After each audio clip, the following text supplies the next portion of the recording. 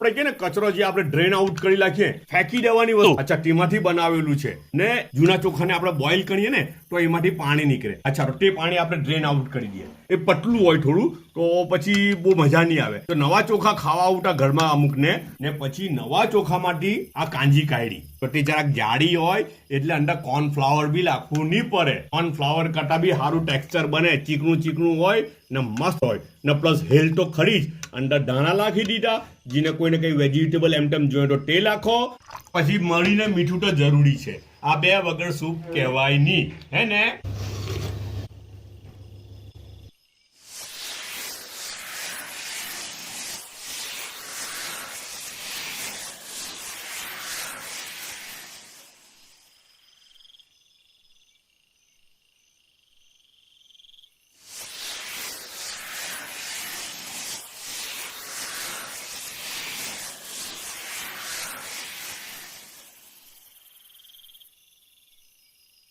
જેવી રીતે વેંગણાનું ઓળિયું બનાવીએ એવી રીતે આ ટામેટાનું ઓળિયું બનાવવાનું છે. કોઈ રવૈયું કે ને જે કેવું હોય તે. હવે આ છે ને ટામેટાને આ બકોલા કાઢીને પછી અંદરથી આ બધું કરી લીધું ને આ એના દાણા છે, વટાણા છે, એ બધાનું ફિલિંગ બનાવીને એના અંદર ભરવું. અગર નોનવેજ ખાવું હોય તો અંદર તમે ચિકન લાખો, જે કંઈ લાખો તે લાખી શકો ને જેવો મસાલો બનાવો એવો બનાવીને ભરી શકો. ને વેજ ખાવું હોય તો દાણા અને સિંગ દાણા જેવી રીતે રવૈયામાં ભરે એવી રીતે જે મસાલો બનાવે તે લીલું લહણ ને બધું નાખીને એ મસાલાનું ફિલિંગ ભરવાનું. પછી દમ પર મૂકી દેવાનું. ને બહુ જણા તો એવું બી કરે કે રાતની સબ્જી વધેલી હોય એ હુકતી સબ્જી હોય તે સબ્જીને અંદર ભરી દે ને પછી તેલ નાખીને મૂકી દે ધીમી આંચ પર તો બી તૈયાર થઈ જાય. હવે એ તો આપણા ઉપર છે, આપણે જેવું ભરવું હોય તેવું ભરી શકાય. હુક્કા બટાકા બનાવીને એને ભરી દો તે પછી ચાલે.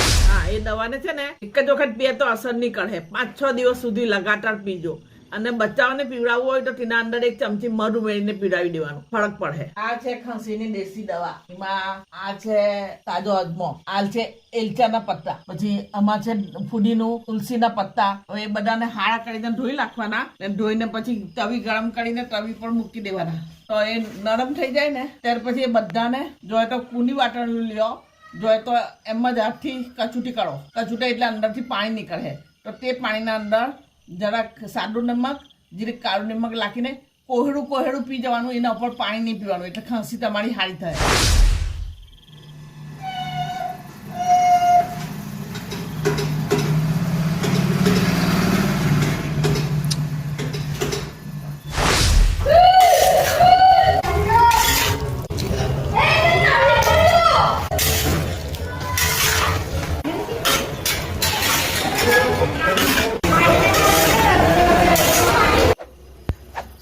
शायद इसे ही कहते हैं गुजराती परंपरा, प्रतिष्ठा, अनुशासन. કોઈ બી વસ્તુ વેસ્ટ નહીં જવા દેવાની.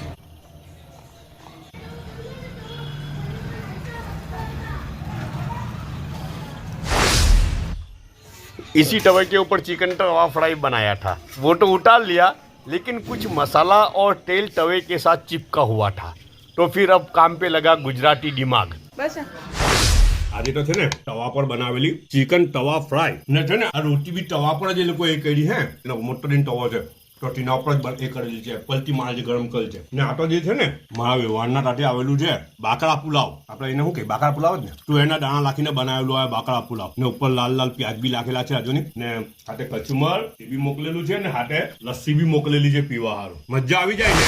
હેલ્થી, ટેસ્ટી ને રિઝનેબલ પ્રાઇસમાં બને ને ઘરમાં જે અવેલેબલ હોય તેનાથી બને. સ્નેક તરીકે ખાવું હોય તો ડાયરેક્ટ ખાવ ને એને લંચ ને ડિનર તરીકે ખાવું હોય તો બોઇલ રાઈસ સાથે ખાવ, મજા આવી જાય. ચોળીનો અટ્ટો બનાવીએ. લોભિયા ચોળી છે એને ટુકડા કરીને પછી હલ્દી નમક નાખીને કકટા પાણીમાં નાખી ને 50% એને બાફી કાઢી. હવે એને પસાવી કાઢા. ચોળીને મેં હાફ કૂક હલ્દી નમક નાખીને ને ઠંડી પાડી. હવે એના અંદર બધી વસ્તુ નાખવાની. ડોદરા કરેલા તલ, હવે ઊંચે ને મરચાંની તળી બનાવેલી છે તે નાખું, જેટલું આ તમને તીખું ખાવું હોય તે પ્રમાણે. સિંગ દાણા ડોદરા કરેલા છે ને લાલ કાંદો અને લાલ લહણ 3 વસ્તુ છે એ બી નાખી દે. હવે આ થોડાક ધાણા નાખું, વધારે નહીં.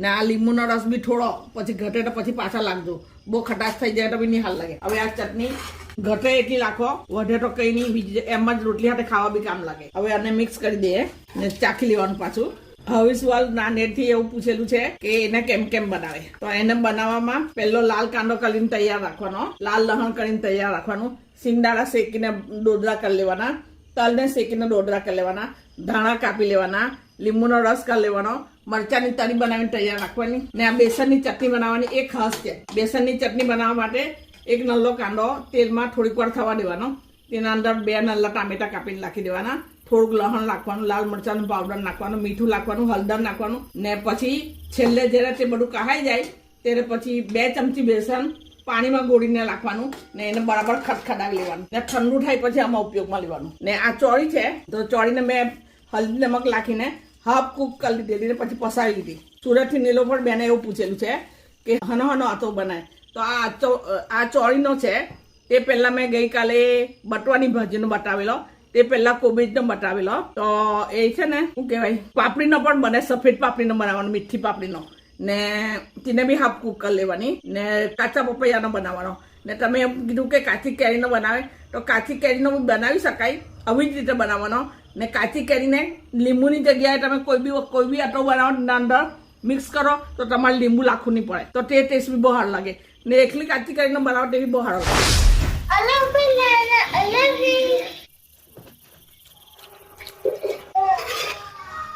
સેવ ટામેટામાં રસો કેમ? સેવ લાખવાની ને અંદર, એટલે સેવ પાણી ચૂવી લે એમ. તમારા લાયકનું નથી. હેડકાની હિંગ છે. ખવાય ને તો હારી જાય, એટલી હવા છે ને. બિલકુલ કેરા હે મરચું.